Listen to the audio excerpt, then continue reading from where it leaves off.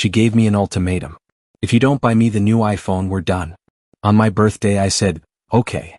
The next day, I gifted her the latest iPhone box with a breakup letter inside, and the chaos that followed was beyond anything I could have imagined. I'm Michael, 28, and I was sitting across from Amanda at Tony's Steakhouse in downtown Denver when she dropped this bomb on me. My own birthday dinner, mind you. The restaurant my sister Emma had picked because she knew I loved their ribeye special. So I've been thinking, Amanda said, twirling her fettuccine Alfredo around her fork with that look I'd learned to dread. The iPhone 15 Pro Max drops next week.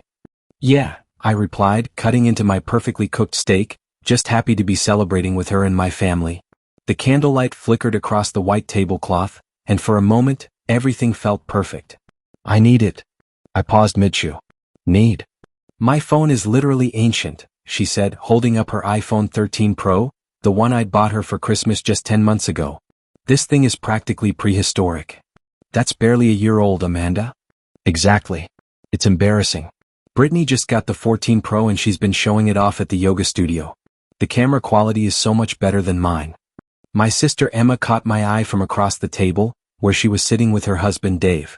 She knew where this was heading. We'd had the Amanda's expensive taste conversation more than once. Maybe for Christmas? I suggested, hoping to deflect. Amanda set down her fork with more force than necessary.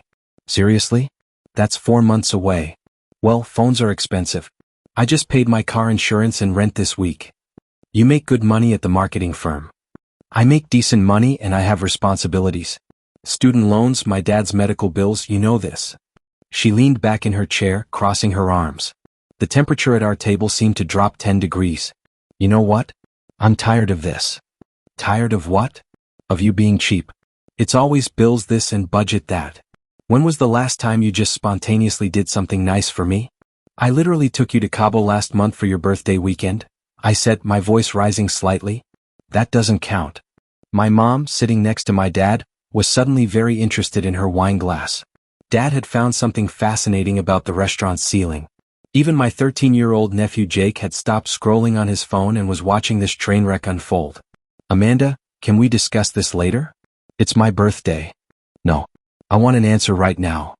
Her voice was getting louder, and I noticed other diners starting to glance our way. Will you buy me the new iPhone or not? Not tonight. This isn't the time or place. She stood up. Actually stood up in the middle of the restaurant, her chair scraping loudly against the hardwood floor. Then we're done. What? You heard me. If you can't do this one simple thing for me, if you don't value me enough to buy me a phone, then we're done. This is your ultimatum, Michael. New iPhone or I walk. The entire restaurant had gone quiet. Conversations at nearby tables stopped. Our waiter froze halfway between the kitchen and another table. And my nephew Jake, that little opportunist, had his phone out and was recording everything. On my birthday? You're giving me an ultimatum on my birthday? I'm tired of waiting for you to treat me like I matter. That's when something inside me clicked. Maybe it was the public humiliation. Maybe it was realizing that in 3 years of dating, it had always been about what I could buy her, where I could take her, what I could provide. Or maybe it was just the fact that she'd turned my birthday celebration into her own personal drama. Okay, I said calmly. Okay, what? She blinked, clearly expecting more of a fight. Okay, you'll buy it for me? No. Just, okay. Her face went through several emotions, confusion, anger, disbelief. That's it? Just, okay? What else do you want me to say? You gave me an ultimatum. I'm acknowledging it. She grabbed her designer purse, the $400 one I'd bought her for our anniversary. You have 24 hours to change your mind. After that, I'm done. Done. And with that, Amanda stormed out of Tony's Steakhouse, leaving behind a table full of shocked family members and a restaurant full of witnesses. The waiter approached cautiously. Should I box up the fettuccine? I'll take it, Emma said quickly. No point wasting good pasta.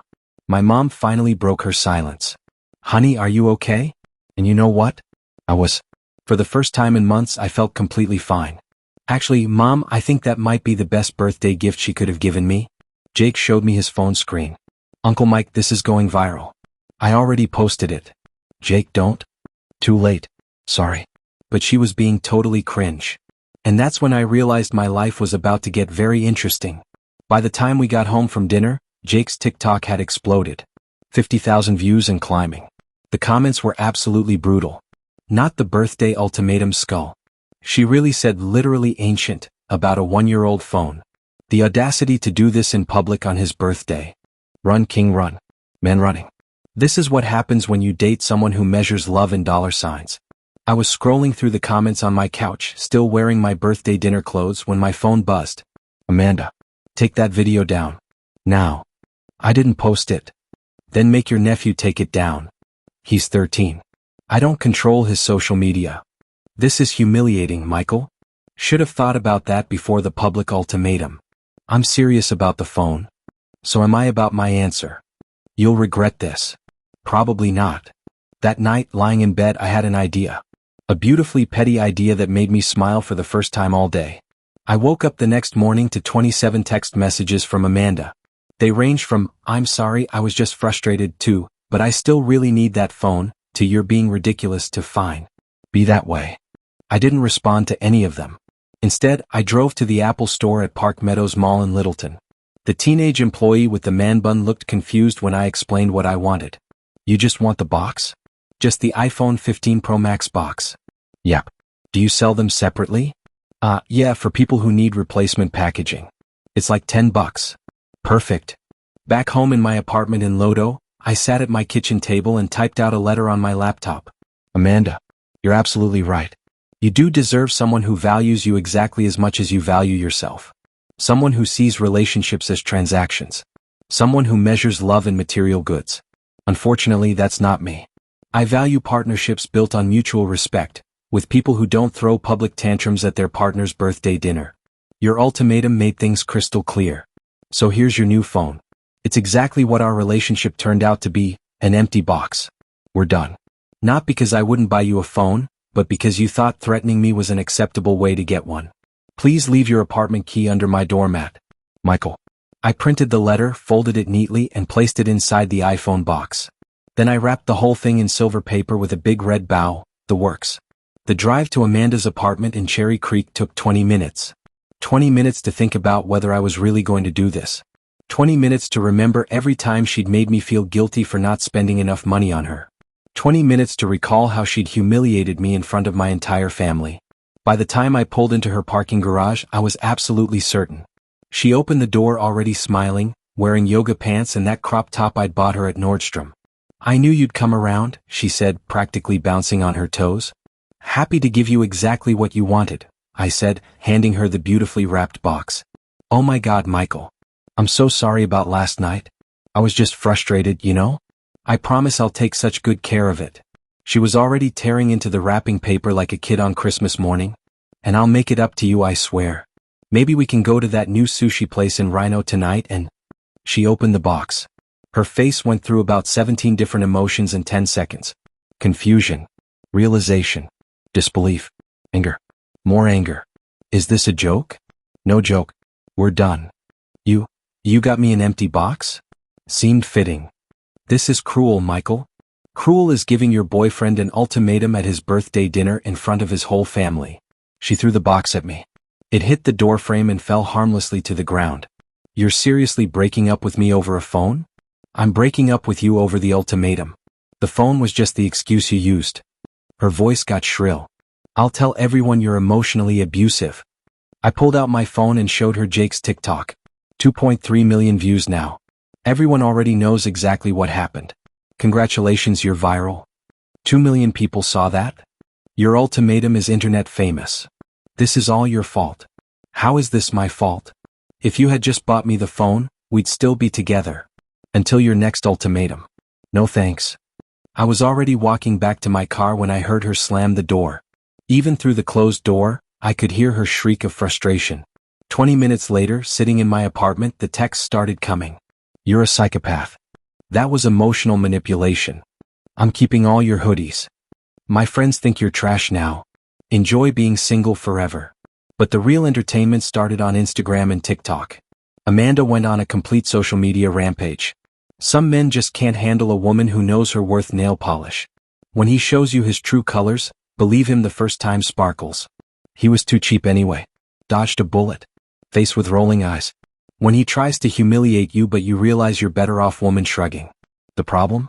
Everyone had seen the video. The comments on her posts were not what she expected. Girl, you gave him an ultimatum at his birthday dinner?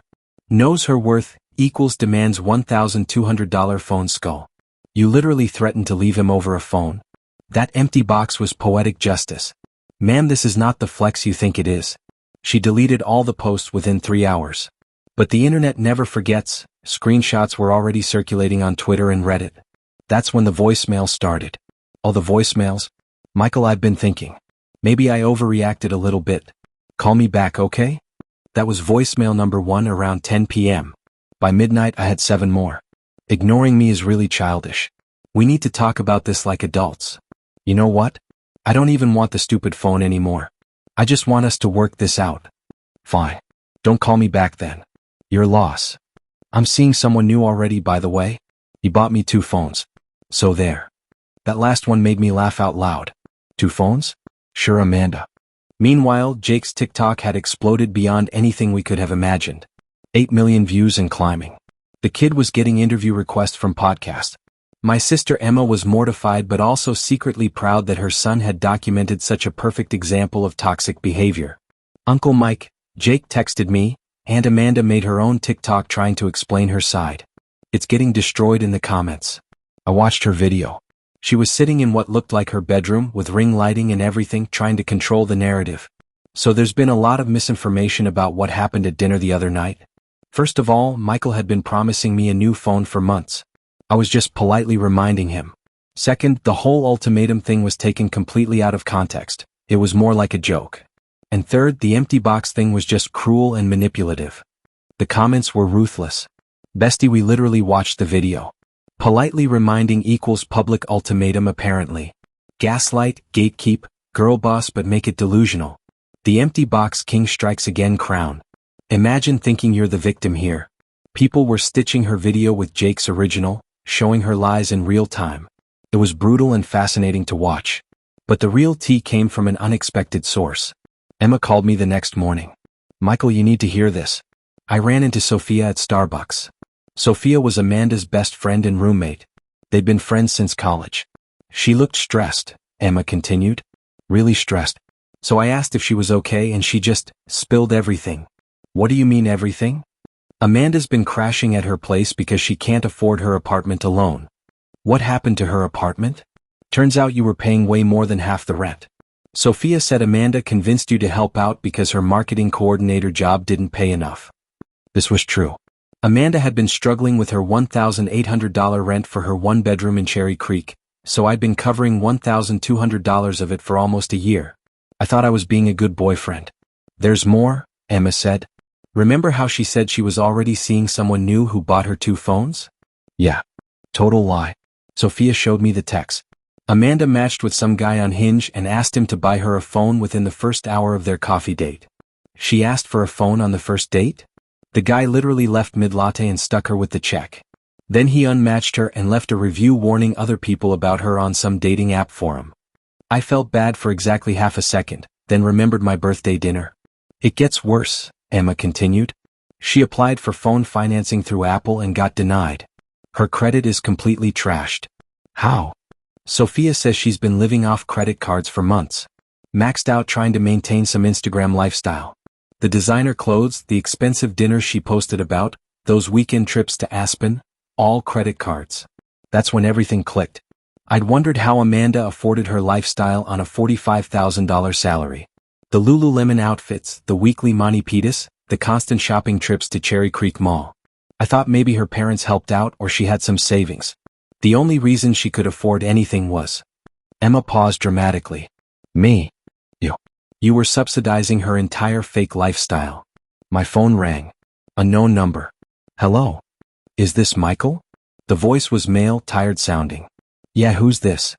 This is Trevor. Amanda's ex before you. Oh, this was going to be interesting. Weird call, I know, but I saw the TikTok. Just wanted to say good for you, man. And heads up, she's probably going to try the pregnancy scare next. The what now? When I broke up with her 2 years ago, she claimed she was pregnant. Whole big dramatic thing. Turns out she wasn't, never was, but she managed to get 3 months of support money out of me before I demanded an actual test. Jesus. Yeah. Also, you should check your credit cards. She memorized my numbers and used them for about $2,000 before I noticed. My blood ran cold. What? Sorry man, just wanted to warn you. She's predictable. Good luck. I hung up and immediately logged into my banking apps. Chase, American Express, my Visa. Sure enough, there were charges I didn't recognize. Small ones, $73 here, $45 there, $120 at Sephora. Death by 1,000 cuts, all to online shopping sites. When I added them up, it came to $847. I called my bank and reported the fraud, got new cards ordered. Then I texted Amanda. I know about the credit card fraud. Pay me back the $847 you stole or I'm filing a police report. Her response was immediate. I don't know what you're talking about. I have the statements. Online orders shipped to your address. Those were gifts. Gifts I didn't know I was giving. You said I could use your card for emergencies. Was $200 at Sephora an emergency? This is harassment. I'm calling the cops. Please do. I have all the fraud documentation ready to go. She went silent for an hour. Then, I don't have $847. Payment plan then. $100 a month. I can't afford that. Then we involve the police. You're evil. I'm evil? You literally stole from me. It wasn't stealing. I was your girlfriend. Ex-girlfriend who committed credit card fraud. No one will believe you. The shipping addresses to your apartment suggest otherwise. More silence. Then Sophia texted me. Hey Michael, it's Sophia. Amanda's having a complete meltdown. What's this about fraud? I explained everything. Sophia's response made me feel vindicated. OMG, she did this to Trevor too. I told her to stop. I'm so sorry, Michael. Not your fault. She's packing her stuff right now. Says she's going back to Nebraska to stay with her parents. Probably for the best. She can't afford Denver without someone funding her lifestyle. And that's when I thought the story was over. But Amanda had one more card to play. 2 days later, I got a text from yet another unknown number. Michael, I'm pregnant. I actually laughed out loud. Trevor had called it perfectly. Congratulations. Who's the father? You are. Interesting. When did you find out? Yesterday. So you found out you're pregnant exactly 15 days after we broke up? Yes. And you're sure it's mine? Of course I'm sure. Cool. Let's go to the doctor together. I'll pay for everything. When's your appointment? Radio silence for 2 hours. Then, I lost it. You lost what? The pregnancy. I lost the pregnancy you found out about yesterday? Yes. And this happened when? An hour ago. So you had a miscarriage exactly 1 hour after I asked for proof? The stress of texting with you caused it. That's not how biology works, Amanda. You don't know my body. I know you're lying. She blocked me after that. From her mom's phone, apparently. But Sophia kept me updated on the aftermath, and it was better than any soap opera. Amanda's parents were not thrilled about their 26-year-old daughter moving back to Omaha with maxed-out credit cards and fraud allegations hanging over her head. They made her get a job at a call center and pay them rent. They also took control of her paychecks because, in her mom's words, she clearly cannot be trusted with money. She tried to restart her influencer career from Nebraska, posting photos of Omaha sunsets and local coffee shops, but the birthday ultimatum video followed her everywhere. Every single post had comments referencing it. Weren't you iPhone ultimatum girl? How's that ancient phone treating you? Skull. Still demanding phones from strangers? She became a meme. iPhone ultimatum girl was trending on Twitter. People were making reaction GIFs from Jake's video. Someone even made a remix of her saying literally ancient, set to techno music. As for the fraud money, her parents discovered the situation and were mortified. They insisted on paying me back personally, $50 a month from Amanda's paychecks. I got the first payment last week with a handwritten note from her mom. Dear Michael, I am so sorry for my daughter's behavior. We raised her better than this. Please accept our apologies and know that she will be held accountable. Sincerely, Patricia Wilson. Meanwhile, Jake had become an internet celebrity. His TikTok hit 15 million views, and he got invited onto a YouTube podcast called Gen Z Speaks to talk about recognizing toxic relationship red flags. My 13-year-old nephew was giving dating advice to millions of people. The thing is, Jake said on the podcast, my Uncle Mike is like the nicest guy ever. He paid for her rent, bought her Christmas presents, took her on vacations. But nothing was ever enough. That's not love, that's being a user. The host asked, What should people look out for? Public ultimatums are a huge red flag. If someone threatens to leave you to get what they want, let them leave. Also, if they measure your love by how much money you spend on them, run. Emma was mortified that her 13-year-old was dispensing relationship wisdom to adults, but she was also proud. The kid had a point. As for me, I started dating again about a month later. Matched with a woman named Riley on Bumble. She's a nurse at Presbyterian St. Joseph, has her own apartment, drives her own car, and when I told her the iPhone ultimatum story on our second date, she laughed until she cried. You gave her an empty box? That's brilliant, she said, wiping her eyes. I would have done the same thing. Really? Michael, I've been saving for 6 months to upgrade my phone. The idea of demanding someone else buy it for me is insane. That's not how healthy relationships work. We've been dating for 3 months now. She insists on splitting checks. She's never once asked me to buy her anything, and when I do surprise her with gifts, she's genuinely grateful instead of expecting more expensive ones next time. But the best part? Amanda is still posting about toxic exes and knowing your worth from her childhood bedroom in Omaha. The comments are always the same. Weren't you the iPhone ultimatum girl? And the answer is always yes. Yes, she was. 3 months after the birthday dinner that changed everything, I was finally settling into my new normal. Riley and I were getting serious. She'd even met my family, and Jake immediately approved because she thought his TikTok fame was legitimately cool instead of embarrassing. But Amanda wasn't done yet. Sophia texted me on a Tuesday evening, "You need to see this. Amanda's coming back to Denver." Apparently, the call center job in Omaha had lasted exactly 6 weeks before Amanda got fired for attitude problems and excessive personal phone usage. Her parents had given her an ultimatum of their own: find a job and contribute to the household or find somewhere else to live. She's been telling people she's moving back to reclaim her narrative and rebuild her brand, Sophia explained. She thinks enough time has passed that people will forget about the video. The video had 20 million views now. People were not going to forget. Amanda moved back into Sophia's apartment, much to Sophia's dismay, and immediately started her comeback tour. New Instagram posts with captions like, "Stronger than ever sparkles," and "Sometimes you have to go home to remember who you are flexed biceps." The comments were predictable. Still waiting for that iPhone ultimatum apology.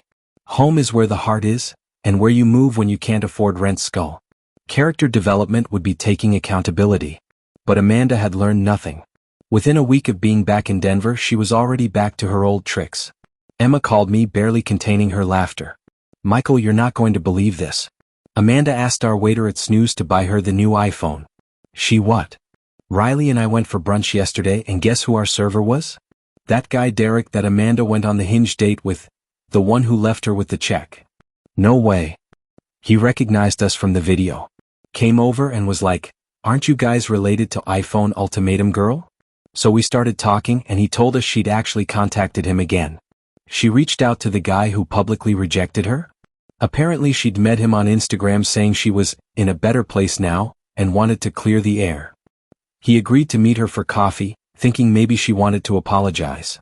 And within 10 minutes she was asking him to buy her the iPhone 14 Pro.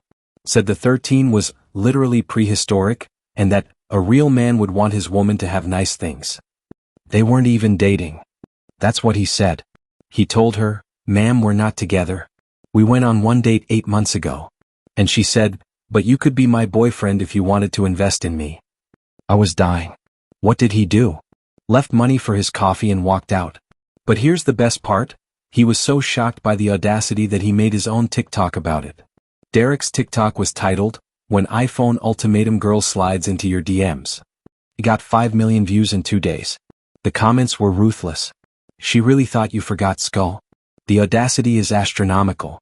Ma'am, this is a Wendy's energy. Not her trying to recruit new victims." But the real drama started when Amanda found out about Riley. I don't know how she discovered we were dating, probably Instagram stalking, but she started showing up places. The gym Riley and I went to. The coffee shop near my apartment. The brewery where we had trivia night with Emma and Dave. She never approached us directly, but she'd position herself where we could see her, taking selfies and trying to look happy and successful. It was obvious and pathetic. Riley handled it perfectly. "Is that her?" she asked one night when Amanda was conspicuously sitting 2 tables away at Crave Burger. "Yeah, that's Amanda." "She's pretty," Riley said matter-of-factly. but she looks miserable. And she did. Despite the posed photos and forced smiles, Amanda looked genuinely unhappy. The constant social media performance, the failed comeback attempts, the reality that her actions had consequences, it was all written on her face. The final straw came at Emma's birthday party. I'd specifically asked Emma to not invite Amanda, but Sophia was still technically Emma's friend, and apparently Amanda had invited herself when Sophia mentioned the party. The party was at Emma's house in Highlands Ranch, casual backyard barbecue with family and close friends. Riley and I were manning the grill when Amanda walked through the back gate like she owned the place. She'd clearly dressed to impress. Full makeup, new dress, heels that were completely inappropriate for a backyard party. She looked around until she spotted Riley and me, then made a beeline straight for us. "Michael," she said, completely ignoring Riley. "Can we talk?" "We're good, Amanda. Just 5 minutes? Please." Riley squeezed my arm. "I'll go get us drinks," she said diplomatically. "Thanks," I told her, then turned back to Amanda. "What do you want?" "I want to apologize." "Okay." I've had time to think about everything, and I realize I may have been a little dramatic about the phone situation. A little dramatic. Right. "I accept your apology," I said, hoping that would end it. "I also wanted you to know that I'm doing really well. I'm launching a consulting business. Social media strategy for small businesses." "Good for you. And I'm seeing someone new. He's a doctor." "Cool." She waited for me to ask more questions. I didn't. "Aren't you going to ask about him?" "Not really." Her mask slipped slightly. "He bought me the iPhone 15 Pro Max. The gold one. Without me even asking." "Great. And a new MacBook." "Amanda, why are you telling me this?" "I just thought you should know that some men know how to treat a woman." Riley appeared at my shoulder with 2 beers. "Sorry to interrupt," she said sweetly. "I'm Riley." Amanda looked her up and down. Riley was wearing jeans and a Colorado Rockies t-shirt, her hair in a ponytail, zero makeup. She looked natural and happy and completely comfortable in her own skin. "Amanda," she replied coolly. "Oh, your iPhone Ultimatum girl," Riley said with perfect innocence. "I've seen the video. That was quite something." Amanda's face turned red. "That was taken out of context." "Was it?" "Because it seemed pretty clear to me. You demanded he buy you a phone or you'd leave him. On his birthday. In public. It wasn't like that." "What was it like?" Amanda had no answer. She looked between Riley and me, clearly realizing that her attempts at making me jealous had failed completely. "Well," she said finally, "I should go find Sophia." "Good seeing you," I said, turning back to the grill. That's when Amanda made her final mistake. "You know," she called out loud enough for half the party to hear, "I never loved you anyway. I was just using you for your money." The entire party went quiet. Even Jake stopped playing cornhole. I turned around slowly. "I know." "What?" "I know you were using me. That's why I gave you the empty box. That's why we're not together. That's why I'm with someone who actually cares about me as a person." Amanda realized she'd just confessed to exactly what everyone already suspected in front of witnesses, while being petty and cruel. She left without saying goodbye to anyone. Sophia texted me later, "I'm so sorry. She's moving out tomorrow. I can't deal with this anymore." And that was the last time I saw Amanda in person. 6 months later, I was scrolling through TikTok when Jake's original video popped up on my For You page again. 25 million views now. The comments were still coming. Annual reminder that this man is a king. The empty box will never not be iconic. I show this video to anyone who asks me what red flags look like. This is required viewing for dating in 2024. Riley, who was curled up next to me on the couch, looked over at my phone. "Your nephew made you internet famous." "More like internet infamous." "Are you kidding? You're a legend." "Empty box king" is a compliment. It was true. I'd gained about 50,000 Instagram followers from people who'd found my account after the video went viral. My DMs were full of people sharing their own ultimatum stories and thanking me for showing them it was okay to walk away. One message stuck with me. "Dude, my girlfriend gave me an ultimatum about buying her a car last month. She said if I really loved her, I'd co-sign a loan for a BMW. I saw your video and realized she was manipulating me. I broke up with her the next day. She tried to tell people I was cheap, but everyone had seen your TikTok and knew what was really happening. Thank you for giving me the courage to see clearly." There were dozens of similar messages. I'd accidentally become the poster child for not tolerating financial manipulation in relationships. Meanwhile, Amanda's life continued to spiral. Through Sophia, before they stopped being friends, and various social media detective work, I kept getting updates on her situation. The doctor boyfriend she'd mentioned turned out to be a dental hygienist she'd met on Bumble who'd bought her a phone case, not a phone. They lasted 3 weeks before he discovered her TikTok fame and noped out. The social media consulting business never materialized. Potential clients would Google her name and find the iPhone Ultimatum video, which wasn't exactly the kind of publicity they wanted associated with their brands. She tried several more dating apps under different names, but the Denver dating scene is surprisingly small, and her face was too recognizable. Guys would match with her just to see if she was really that girl from the video. The final update came from an unexpected source. Remember Trevor, her ex who'd called to warn me about her patterns? He reached out again 8 months after our first conversation. "Hey Michael, it's Trevor. You're not going to believe this, but Amanda contacted me." "What? Why?" "She wanted to reconnect and apologize for how things ended." I was curious, so I agreed to meet her for coffee.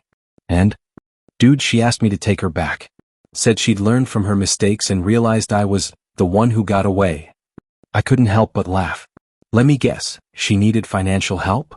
Within 20 minutes, she was talking about how hard it was to rebuild her life and how she could really use someone stable to help her get back on her feet. She actually used the phrase, investment in our future. "Please tell me you didn't fall for it." "Are you kidding?" I showed her your TikTok on my phone and said, "This could be us, but you still haven't learned." She started crying right there in the Starbucks. Crying? Full breakdown. Talking about how that video ruined her life and how nobody understands that she's changed. But then, and this is the kicker, she asked if I thought you'd be willing to take the video down if she apologized. She wants me to take down a video my nephew posted? That's what I told her. She didn't care about the logic. She's convinced that if the video disappeared, she could restart her life. What did you tell her? I told her that the video wasn't the problem. Her behavior was the problem. The video just documented it. That conversation made me realize something important. Amanda still didn't understand what she'd done wrong. She thought the issue was the publicity, not the ultimatum itself. She thought she was the victim of bad timing and social media, not the architect of her own downfall. Around this same time, Riley and I had been talking about moving in together. We'd been dating for almost a year and things were going incredibly well. She'd never once asked me to buy her anything expensive. She insisted on splitting major expenses, and when I did surprise her with gifts, her gratitude was genuine rather than expectant. "I have a confession," Riley said one night as we were cooking dinner together in my apartment. "I saw that TikTok before we matched on Bumble." "Really?" "Yeah. And it was actually part of why I swiped right." "Because I'm internet famous? Because you set boundaries? Do you know how many women deal with men who won't stand up for themselves? You showed that you valued yourself enough to walk away from someone who was using you." I never thought about it that way. Also, the empty box thing was genuinely brilliant. Petty but brilliant. We found a place in Capitol Hill, a nice 2-bedroom that we could comfortably afford together. Riley insisted on paying exactly half of everything. Rent, utilities, groceries. When I protested that I made more money and could cover more, she said something that stuck with me. "Michael, I watched what happened when you paid for someone else's lifestyle. I never want you to feel used again, and I never want to feel like I owe you anything. We're partners, not a sugar daddy and sugar baby." It was the healthiest relationship dynamic I'd ever experienced. The move also meant I was cleaning out my apartment, which is when I found the original iPhone box, the one I'd bought from the Apple store. It had been sitting on my bookshelf for over a year, and I'd honestly forgotten about it. Riley picked it up while she was helping me pack. "Is this the famous empty box? The one and only? You kept it?" "I guess I did." She opened it and laughed. "Still empty. Are you going to keep it?" I thought about it for a moment. The box represented one of the most important moments in my life. The moment I chose self-respect over conflict avoidance. The moment I realized that love shouldn't come with financial ultimatums. The moment I learned that the right person would never try to manipulate me into proving my worth through purchases. "Yeah," I said. "I think I will." We put it on the bookshelf in our new place, right between Riley's nursing textbooks and my marketing journals. A little reminder of how far we'd both come. But the story wasn't quite over yet. 1 year after the birthday dinner that changed everything, Emma decided to throw me a rebirth day party. Her words, not mine. She wanted to celebrate how much better my life had gotten since Amanda left it. The party was at the same restaurant, Tony's Steakhouse, at the same table. Emma had specifically requested it. The symbolism wasn't lost on anyone. Riley, Emma, Dave, Jake, my parents, and a few close friends gathered to celebrate what Emma kept calling the best breakup in internet history. Jake, now 14 and somehow even more confident after his TikTok fame, gave a speech. A year ago, my Uncle Mike was dating someone who saw him as an ATM with legs. Tonight, he's here with Riley, who sees him as a person. And that, ladies and gentlemen, is what we call a glow-up. Everyone laughed, including Riley, who squeezed my hand under the table. Also, Jake continued, that TikTok is still getting views. I've made like $3,000 from the creator fund, so thanks, former Aunt Amanda, for being terrible enough to go viral. Even my parents laughed at that one. We were halfway through dinner when my phone buzzed. Unknown number, which I almost ignored. But something made me check it. Michael, this is Amanda. I know it's been a year, and I know you probably don't want to hear from me, but I wanted to reach out on the anniversary of everything that happened. I showed Riley the text. She raised an eyebrow. Are you going to respond? She asked. Should I? It's your call. What does your gut tell you? Before I could answer, another message came through. I've been in therapy for 6 months now, and I'm starting to understand how my behavior affected people. I'm not asking for forgiveness or for us to get back together. I just wanted you to know that I understand now why you did what you did. And then another. The empty box was actually perfect. Our relationship really was empty, and I was too selfish to see it. I'm sorry for everything. Especially for ruining your birthday. I stared at the messages for a long moment. Riley squeezed my hand again. She's apologizing, I told the table. Genuine or manipulation? Emma asked immediately. I actually think it might be genuine. Jake looked up from his phone. Dude, she just posted on her Instagram story. She's working at a Target in Omaha and going to community college. Maybe she really has changed? I thought about it. The Amanda I dated never would have admitted she was wrong about anything. She definitely never would have acknowledged that our relationship was empty or taken responsibility for ruining my birthday. I typed back, I appreciate the apology. I hope therapy is helping you. I wish you well. She responded immediately, thank you. And I saw on Instagram that you're with someone new. She seems really nice. You deserve someone who sees your worth. And then, also, Jake's speech at your party was actually pretty funny. He has good comedic timing. I looked around the table at my family and friends, at Riley, who was making my dad laugh with some story from the hospital, at Jake, who was probably already planning his next viral video. She's watching my Instagram stories, I announced. Creepy, Emma said. Or just curious about how things turned out, Riley said charitably. I probably would be too. I sent one final message, take care of yourself, Amanda. You too, Michael. And thank you for teaching me what accountability looks like, even if I hated learning it.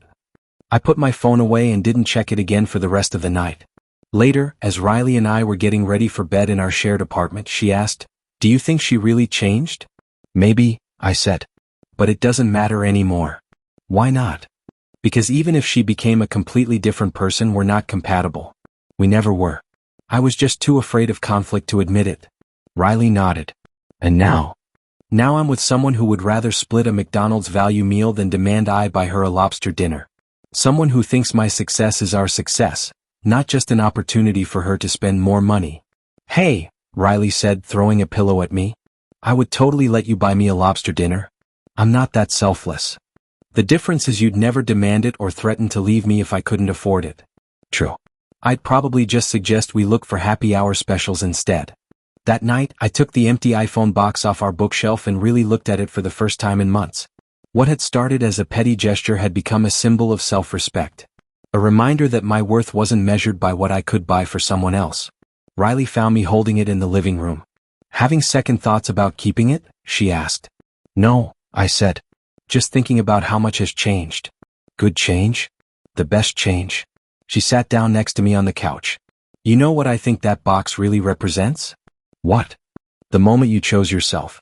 The moment you decided you deserved better than being treated like a credit card with feelings. She was right. The empty box wasn't about Amanda at all. It was about me learning to value myself enough to walk away from someone who didn't. Plus, Riley added with a grin, it's a great conversation starter at parties. I laughed. Yeah, nothing says, get to know me, like explaining why I have an empty iPhone box on display. Are you kidding? It's the ultimate green flag. It shows you have boundaries, a sense of humor, and enough self-respect to document your own growth. A few months later, Jake's original TikTok hit 30 million views. He got invited to speak at a high school assembly about healthy relationships and recognizing red flags. The kid who accidentally documented my relationship disaster had become an advocate for emotional intelligence in dating. As for Amanda, her social media presence became much quieter. No more posts about knowing your worth or expensive lifestyle content. Just occasional photos of her at work or studying, with captions about personal growth and taking responsibility for past mistakes. I never responded to her messages again, but I didn't block her either. Sometimes healing means letting people exist in your peripheral vision without taking up space in your head. And the empty box? It's still on our bookshelf. Riley and I joke that it's our most expensive decoration, not because of what it cost but because of what it represents. The price of self-respect. The value of walking away. The worth of finding someone who loves you for who you are, not what you can provide. Best $10 I ever spent. 2 years later, Riley and I got engaged. I proposed at Tony's Steakhouse, at the same table where Amanda had given me the ultimatum that changed my life. Emma cried. Jake live-streamed it with our permission. And my parents couldn't stop talking about how happy I looked. The ring? Riley picked it out herself, insisted on paying half, and told me if I ever spent more than 3 months' salary on jewelry, she'd give me an ultimatum of her own: get financial counseling or I'm out. She was joking. Mostly. When we posted the engagement photos, one of the comments was from an account I didn't recognize. Congratulations. You both deserve happiness. I had a feeling I knew who it was, but it didn't matter. That chapter of my life was closed, and I was too busy writing new ones with someone who saw me as a partner, not a provider. The empty iPhone box sits on our bookshelf still, now joined by our engagement photos, Riley's nursing degree, and Jake's framed screenshot of his 30 million view TikTok. Sometimes the best things in life really do come in empty boxes. You just have to be brave enough to walk away from what's not serving you to make room for what will. And sometimes, the universe gives you exactly what you need. A 13-year-old with a phone and perfect timing to document the moment your real life begins.